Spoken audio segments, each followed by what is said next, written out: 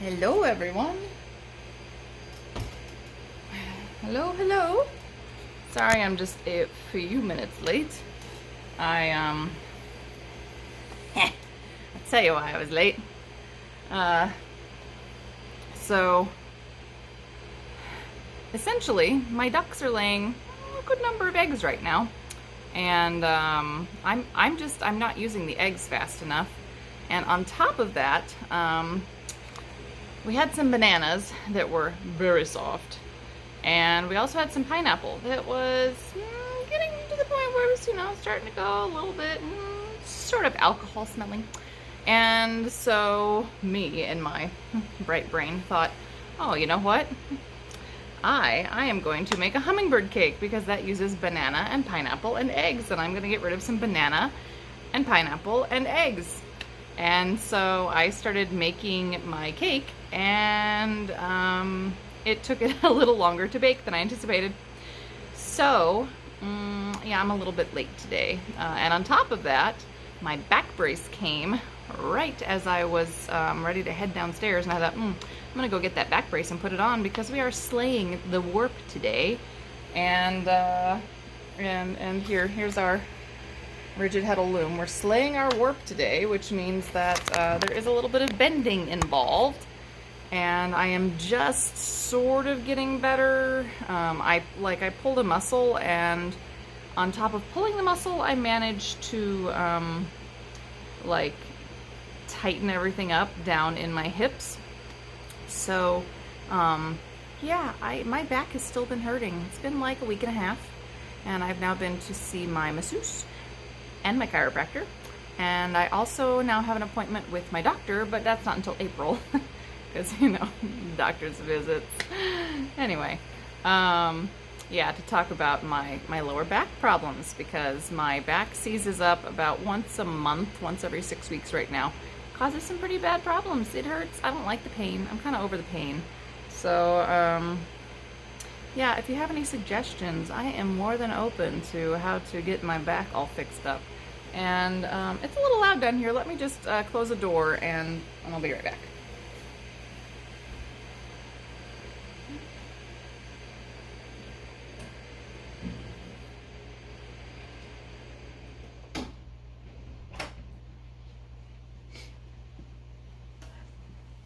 Okay, there. Much better. Yeah, so it's a little bit loud down here. We have fans running because it is such a nice day in St. Louis after, the awful, 3 weeks that I had. But it's such a nice day in St. Louis that we have fans running and we have doors open, and it's just a little loud down here. So, yeah, so yes, Tamara, I went to see my very good masseuse, Mr. Kyle. And he really got me fixed up. He very quickly identified exactly which muscle I had pulled, gave me stretches to do when I got home, and I have been doing them, and that has helped. But the problem was just that I managed to, I managed to hurt myself. And when I did it, my back and my hips went, oh, and they all tightened up. So now we're trying to make them all loose again and happy. So cross your fingers that keeps working for me.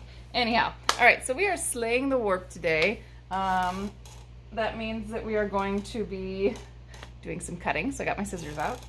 And we're also going to be pulling strings, hopefully you can see that, strings, from the slots through the holes in our rigid Heddle. And that means that we need our lovely hook so that we can pull them through. And Kromski sends you this, hopefully you can see this, angled hook. This comes with your Kromski Harp Forte, which is kind of nice. And I kind of like the angled hook. I've worked with the straight flat hooks before, but it's kind of like having an orifice hook on my spinning wheel. I kind of like the ones that are a little bit curved. I like the ones that aren't perfectly straight, because when they have that little bit of a curve, that little bit of a hook, it really helps you to grab things and pull them through. And I know some people go down and some people go up, and I'm not sure what kind of person I am right now. So we're going to find out today with this guy. But in addition to that, I do want to remind everybody to make sure that you are tagging your social media posts with that year of self-care that Black Sheep Fiber Emporium tag so we can find you, because we are in February. We're not quite done with February yet, and I am, look at this, most of the way through my sweater. So I have the neckband, I have sleeves, I have body, and there's that orange. There's that chunk of orange. Hi, Cheryl. Right there at the bottom, I'm throwing just a little bit of lace in. This is Crest of the Wave, a very traditional pattern. And I'm going to use that at the bottom to give myself a little more room in the hips, for one. And also because I like lace, too. And 3, because when I was kind of finishing up with this, I was like, you know, I'm going to go ahead, and because I'm introducing a new color, I'm going to do a new pattern, too, because I can. So this was one skein kind of up here, and then this was the second with the sleeves. And remember, I did 3/4 sleeves, which gave me a little extra yarn here, but it was not quite enough for me personally. I like a longer sweater. I have a longer torso, which is also why I have back problems. But the back brace is feeling pretty good right now. I gotta say, the back brace is not feeling too bad. Anyway, so I'm working on my year of self-care. I hope that you are too. Last week, Tina shared all of the lovely goodies from Japan. So I really hope that you got to see some of the goodies from Japan. She's sending me a box. She's sending me a box. So I am going to share like all of the goodies from Japan that she sends me. And we're going to do some tatting, and it's going to be really fun because, you know, I did miss my Monday. I forgot I had a dentist appointment. I'm so sorry about that. My Monday talk where I wanted to talk more about the history of lace with bobbin lace. But next Monday I'll be back. I'll make sure I throw it up on the events. I'm trying to remember to do that now. And we're going to talk the second half history of bobbin lace, and I have like pictures for you. It'll be lots of fun. And then after that, we're going to get into other kinds of lace. So we'll do like a history of tatting. We'll do a history of knitted lace, where I'll cover the 3 main traditions of lace, knitted lace, and anyway, so we'll get into all of that on Mondays. That's what we're doing on Mondays. But Wednesdays are for weaving. So let's talk about slaying your warp. So I'm gonna turn this just a little bit. Okay, hopefully this is a good angle. Now, if it's a bad angle, somebody please tell me. So I have my warp kind of tied off. This was one half, this is my other half. And remember last time that we were here, we wound the warp, so it's all wound up on that back beam. I already have all my packing in, and when I sort of stopped, I noticed I had one right here, one loop that is just, you know, a little bit shorter than the others. So when I get to this loop, I have to do something different because clearly it's much shorter than the rest of my yarn. And I am going to cheat. I'm going to cheat. And when I get to this loop, because it's, you know, it's in the center, I'm actually going to cut this, and I'm going to use a weaver's knot and add that extra, like, I don't know, what's that, 6 inches, 5.5 inches on. You really shouldn't do that. So, like, don't follow my example. I'm cheating because I had the one short loop, and I know why I did it, and I'll be more careful next time, but I'm not gonna cut the rest of my warp to match that. So that's just my heads up, my, you know, public service announcement of what not to do. But I'm gonna cheat. And there's not a lot of places you can cheat with weaving, but that happens to be one of them. So what are we gonna do today? We are going to take some scissors, and I'm going to do this in sections. So I'm just going to take my first few loops down here, and they're all a little bit different in terms of their length. So I'm just going to cut them open, and I'm not even going to bother to trim them because we'll use these to wrap up around the apron rod on the front beam. So there's really no point in trimming them because, you know, it's just silly. But what we need to do is we need to take each of these strings, and if you'll notice, there are actually 2 threads or 2 yarns that have been run through the same slot. And what we have to do here is we have to separate them. So all I'm going to do is just sort of take my finger and my thumb, and I'm going to make a little loop back here, And then I have to take my weaver's hook and I actually have to go through the hole. So if you look at this reed, you'll notice that there's slots, which is where we took all of our yarn through, and then there are holes. So what we need to do is we need to take one strand of this and we have to pull it through that hole like this. And I'm going to, as I go along, do what Tammy Poff recommended in her video, and I'm going to throw the hole threads over the top and the slot threads to the side so that I can keep it all tidy and I can see where I have already threaded. So it makes it really easy to see as I'm going along what's happened. And again, all I'm going to do is I'm just going to kind of take my hand through. I'm going to find one of my 2 threads, and I'm kind of being careful because I really don't want to bend too much since I hurt my back. But you can hurt your back if you are constantly like bending over and hunching on top of your loom. So be very careful with your back. Use your hands.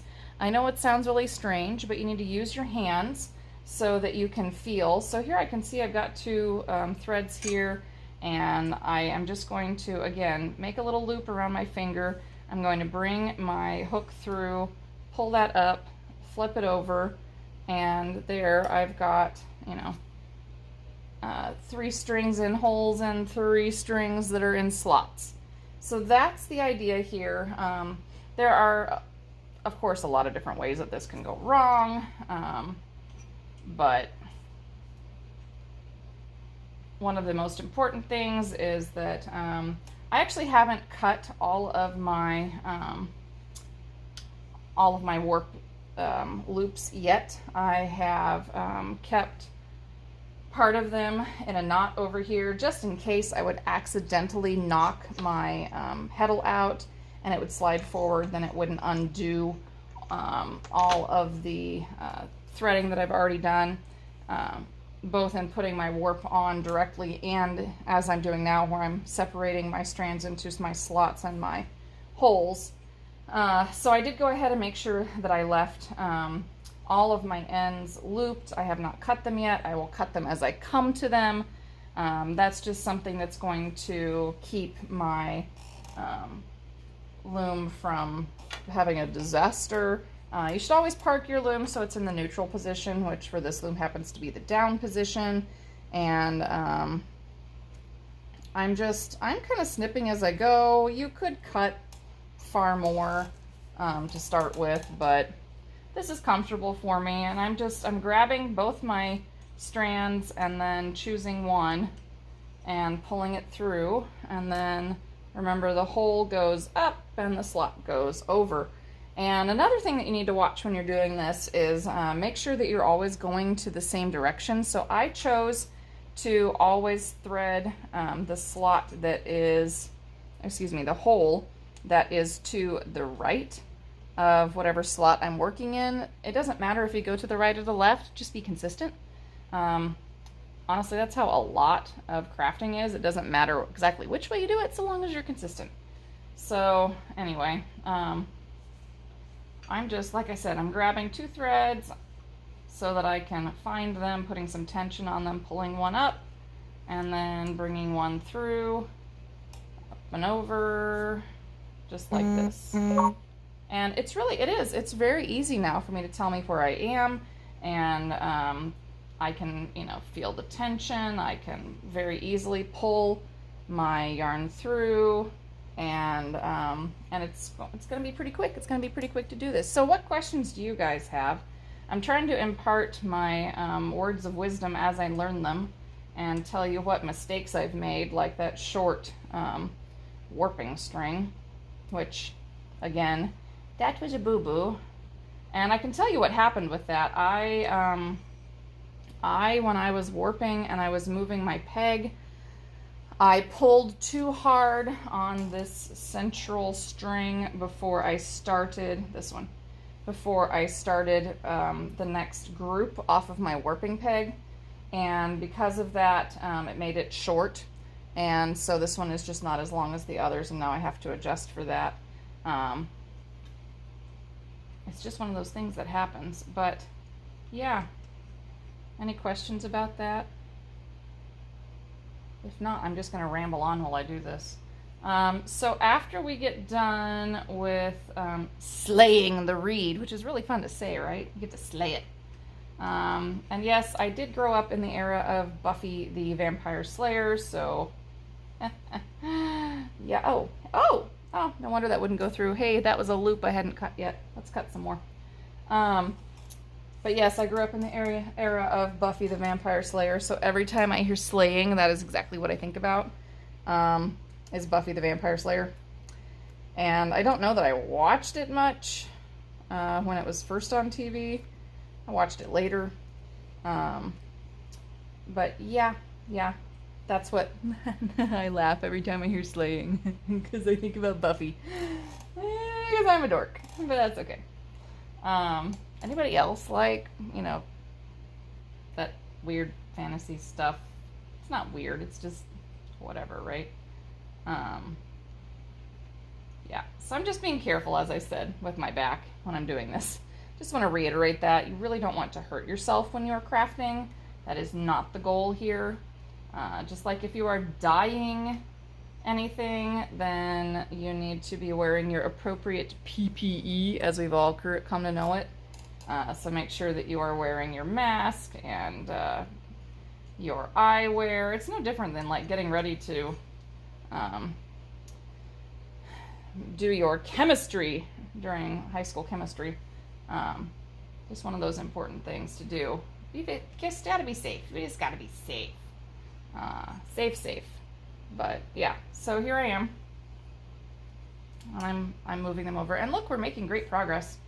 I am probably going to throw some knots in this as I go along to help make sure that I can keep them separated a little easier. And, you know, yeah. You're not meant to do tiny painted stuff on illuminated scrolls, Tamara. That does sound a little bit taxing. I think that's the right word I want. A little taxing for your body. That is something, you know, there's a lot of tatters, I'm going to say this in particular, who start off shuttle tatting, and they reach a certain age where they are just no longer able to do shuttle tatting because it is simply too hard on their hands. Their hands don't move that way anymore. And they switch to needle tatting because it's oh, there's another one. Boy, I'm just having all kinds of fun with finding my loops here. All right, fine. Just leave that alone for a minute. Let's cut this loop. I'm gonna slot one through the slot instead. I thought I missed one. I was trying to cut them all, and I thought I missed one when I was doing that, so. Anyway, this time I'm definitely taking it down. There we go. Aha! Success. That's another thing, is once we get done here, when I get all the way across, I need to make sure that I have all of my threads in my slots and my threads in my holes, and that I don't have like problems where I've put 2 threads through. So you have to check your shed. So once this is completely slayed and it's tied on, we're not doing the tying on. I'll do the tying on next week, and then we'll check the shed as well. And that's just making sure that when you put it down, you get half the threads, and when you put it up, you get half the threads for this particular piece. Because I'm just doing plain weave, so we aren't doing anything fancy. We're just getting started again. I'm like relearning how to do all of this. So, maybe at some point we'll do a fancy schmancy warp, but not for the first time. The fanciest we got was I have funky mixed colors because I was using up leftovers. So, anyhow. Yeah, so next week we are going to tie on to the front warping rod up here, so we'll talk about that, and then we'll check our shed, and we might get to weave a little bit. We'll see. We might just spend our time tying onto the apron rod, because we do want to make sure that our warp is even and that our tension is good. So that is something that we will have to check. So anyway, and I'm almost done with my sweater, which is exciting. So hopefully next week I can show you a finished sweater on Monday. I would really like that. I'm like so close to being finished with it. So close. Okay, I think I got them all trimmed. I might just go ahead, I'm just going to go ahead and cut the rest of these except for that one short loop. And that way. There's faster ways to do this as well. I'm just kind of being putsy and slow because I can. Oh, there's a loop I missed. There's 2 loops I missed. Let's comb through that. I think I got most of them now. Hopefully I got most of them. And of course, these are my good sewing scissors, by the way. Always make sure that you are hiding the good scissors from your children and your significant others, because, you know, you never use your sewing scissors for anything but fabric and thread and yarn, right? Yeah, just saying. And yes, Cheryl, it is excellent advice to make sure that you are changing up what you do throughout the day and that you don't spend too much time on any one thing. When I teach in person, because I can't do it as much when we're online, but when I teach in person, a lot of times I make my students take a break every like 30 minutes or so, and make them stand up and stretch and just, you know, do all kinds of fun stuff. When I'm teaching online, we can't do that as easily. But anytime that I am physically in class, I do make sure that people get up and take a break and stretch. And I of course have no choice but to do that throughout the day because I have a 2-year-old and her whims are mine. So I'm lucky usually to get like half an hour to knit something. Well, plus I have a lot of stuff that I have to do online. So like I need to call Tina when I'm done with this video today, and we got a chit chat about wholesale, and we have to talk about the catalog and photos and all kinds of fun stuff, right? Fun stuff. Anyway, I know it's kind of a boring video today where I'm just like chitty chatty and showing you how to slay the warp. Slay the warp. See, I laughed again. I made myself laugh. But to reiterate, when you're doing this, I'm putting tension on the 2 strands that are going through the slot, and then I'm putting tension on a single strand at the back, and I'm, oh, look, I found one that wasn't cut. Let's get that cut. There we go. Well, now I'll throw one up and over, and then I'll take the tight one here and we'll put it back through. So here's something interesting. I'm finding that I prefer to bring my hook up when I am threading through the holes and down when I'm going through the slots. Now, isn't that an interesting thing? So put a little tension, pick one strand, tension on a single strand in the back, pull it through, flip it up and over. Well, we might be to the point where I just need to let that dangle, which is unfortunate. Maybe, you know, I think what I'm going to do is go ahead and just throw this in an overhand loop. And nice and gentle. There, oh yeah, I can totally see where I am again. Nice. So that is why it's nice to use those loops. Of course, like a slip knot or a slip loop works as well. And, oh, here. I don't know. I only have a few people on here, right? Okay. So you want to hear a funny story? Do you want to hear a funny story? It's kind of a funny story. I don't know. Might not be funny to you. Do you want to hear a funny story? Yeah. So a little bit ago when, well, just before I got Ina to go down for a nap, I looked outside, and I've talked about my ducks, right? You know I have ducks. So I looked outside and I noticed that the ducks were like doing this head bobbing thing. and they were head bobbing. And I was like, oh, that's really funny behavior. I haven't seen that before because it's been a while since I've had ducks, and I've never really had like males and females at the same time for various reasons, but that we don't need to get into. But anyway, so I'm like, why, what's going on with this head bobbing? And I'm like, hey, Ina, watch, they're doing this head bobbing thing. And the ducks are out there, and they're just bobbing their head. And I can see it's blue, that's the drake, and silver, that's one of the females. And they're just like, bobbing their heads. And then suddenly we have ducky mating going on. And I went, oh, that's what that is. Yeah, Ina, don't watch that anymore. I mean, I know she's only 2, and honestly, she's going to see that because I raised her rabbits. But yeah. Apparently the duckies, they do a little mating dance. A little sexy mating dance. I know. I hope Tina watches this later so she can laugh at this. I don't think she's on right now. She and David are headed down to Arizona. And I am kind of keeping an eye on, the website and things. And we've got a couple of shop minions, also known as friends and relatives, who are making sure that things get shipped out. She just finished a really cool kit called the Fairy Ring Cowl Kit that she did in collaboration with Laura of Blazing Fibers. So we have like limited edition colors and kits and 3 really simple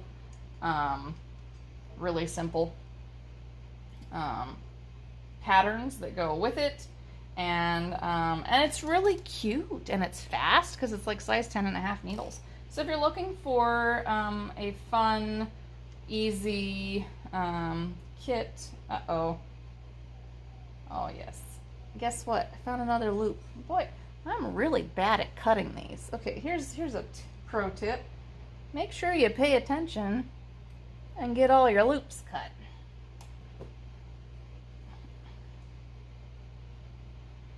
For heaven's sake, Kelly. That's terrible. Okay. Not bad. Not bad.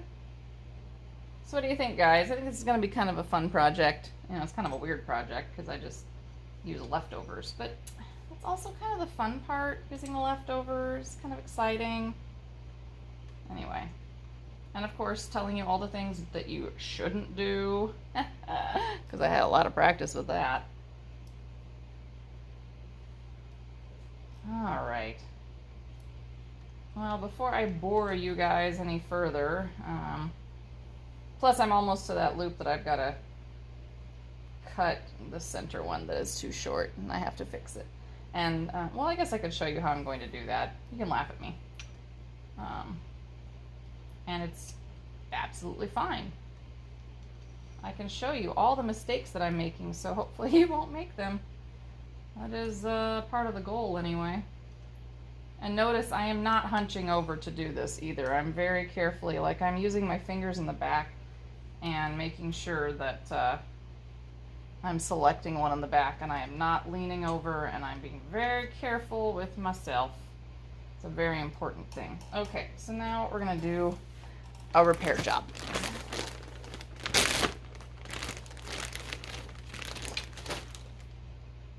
Oh, Tamara. You just gotta go for it sometimes, man. You just gotta go for it. It's not that big a deal. Okay, so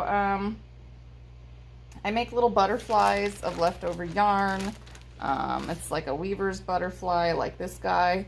And to do that, you just make a figure 8 over like 2 fingers, and then you wrap your tail around it, and you just, on the very last loop, you take it and you stick your tail through. And then it's really easy to either grab the tail end or grab that loop and pop it off so that you can use your yarn. Now here's what I'm going to do, and again, don't laugh at me. Okay, you can laugh at me because it's funny, but like, don't laugh at me. I'm going to cut this one, that's the short one, just like that. And now, by the way, you shouldn't be doing this. You shouldn't be doing this. But I'm going to do this. I am just going to put an overhand pair of knots in this, because honestly, this is like, I mean, it's not that much shorter, and it's probably going to be in the junk shed that I need to establish before I actually do any weaving. So you really shouldn't be doing this, but it is what it is. So I'm just going to cut this so that it is approximately the same length as some of the other yarns that are here. And I'm going to do this again. And again, you shouldn't be doing this. This is like a really big cheat. And I probably only need one overhand knot, but I'm going to throw 2 in there just in case. And again, I'm just like sort of, okay, there, you know, throwing a little extra yarn on here. This is a cheat. This is totally a cheat. This is not something that you should be doing, but because I do have this one screwy warp thread, I'm gonna do it. This is also kind of how you fix broken warp threads, with that overhand knot and throwing it back in. But anyway, so now I have my 2 threads, and look, we're already to the middle. Isn't that exciting? And I'm just going to pick one of these, and hopefully that knot will fit through my slot. I think this is the right one, yeah. Just gonna push it through the slot. Push, push. Of course, it's going to be a problem, and then we're gonna have to push it, pull it gently through the hole. Come on, there. Okay, yeah, don't do that. But I'm gonna do that because it's gonna work for now. And I'm just gonna take this half, because these are all my slots. That one's a whole thread. See how I checked that? I just lifted it up and I could tell. So you can very easily tell. I'm just gonna take these, throw an overhand knot in for now so that they are all tied up. And I'm going to keep going, just sort of finishing this up. But if you guys don't have any questions, yeah, I'm gonna take a break because it's time to take a break and get up and take a walk, and then do my yeah, well, I'm gonna go check the cake. Did I mention the cake and why I was late? Because I was making a cake, and it was a hummingbird cake, and it was a lot wetter than I thought it was too, so it took longer to bake. And then I had to buy a bundt pan because I didn't have a bundt pan, and I bought a bundt pan, but it was like a cheap bundt pan, and it's really thin. So my bundt cake went, and I'm like,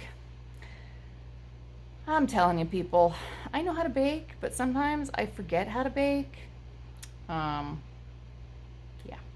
So I am going to sign off here for the day, go turn my cake pan upside down and get my cake out and let it cool, and then go ahead and slay the rest of my reed when I come back down here, because I mean, I've been talking to you guys for probably at least 20 minutes. Oh yeah, 30 minutes. Yeah, we got plenty of time. So anyway, that's what I'm going to do, because it is definitely, as Cheryl says, time to take a break, because you should get up and move like every 30 minutes anyway and do something else. So that's what my plan is. But until next time, I just want to remind you guys to, oh hey, here's another thing. Drink your water. It's very important to drink your water. See? And look, I even have a bunny cup. See my bunny cup? This is a Tervis cup with a bunny in it. Yeah.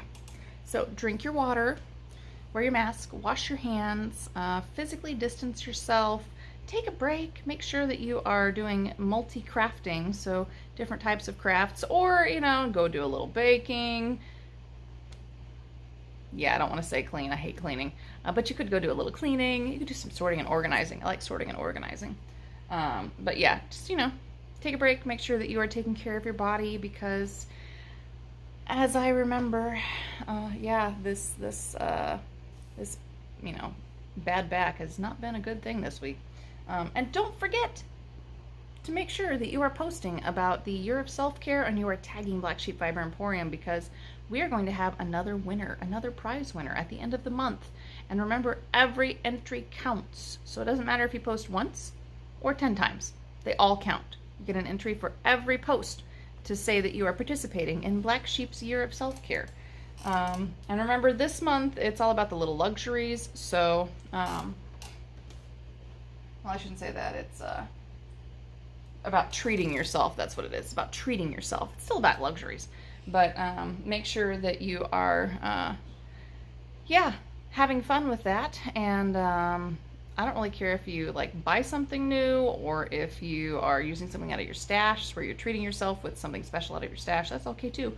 And it doesn't really matter what you're doing. If it's knitting or crochet or weaving or spinning or tatting or if it's some kind of needlework, it totally counts. So make sure that, yeah, it's an entry per post, Tamara. And if you push it from Instagram to Facebook, then you get double entries, just mentioning. Because it shows up both places. Just make sure that you're tagging Black Sheep Fiber Emporium.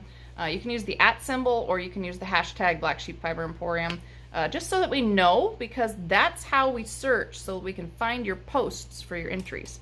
So yeah, if I didn't make it clear before, just post it all over the place, man, because it counts. It totally counts. So yeah, let's see. Don't forget that Tina will be back on Friday. I don't know exactly what she's talking about, but I'm sure it will be exciting. So make sure that you tune in on Friday. And if you happen to miss one of my videos, you can always catch it on YouTube. And I do post them to our Facebook page as well after I get done. Oh, and look, you can see like all my fabric behind me. Not all my fabric, but almost all of my fabric. Some of it is actually holding the loom down right now because I still have it there from when I was doing the direct warp. I'll have to put those back up on the shelf. Anyhow, and next month I'm going to do quite a bit more sewing. I'm going to sew at least one shirt for me. I promised Tina a shirt. And I need to make some stuff for Ina because she is outgrowing her 2T and moving into 3T, which means that it is time to make her some new stuff. And I usually make it extra roomy too so that it lasts longer, but you know, anyway. So don't forget to like and follow us. Remember, we're on YouTube, Facebook, Instagram, TikTok, and Twitter. We try to post to most of those pretty regularly. Tina's in charge of Twitter because I always forget about that one. I'm in charge of TikTok because she doesn't remember that one. And then we both share sort of YouTube and Facebook and Instagram. So don't forget that you can find us there. We post fun new stuff, and you can make sure that you get notifications when we go live. So until next time, do please take care of yourselves. Let's see, what do I always say? Mentally, emotionally, physically, craftually. It's not really a word. It's my word, craftually. I do a little bit of crafting every day if you can. I think it really helps my mental health to do a little bit of crafting every day. Even if that crafting is like petting the yarn and dreaming. Totally counts. Totally counts. So, all right. I will see you guys next Monday. I promise next Monday for our history of lace, bobbin lace part 2 talk. Okay.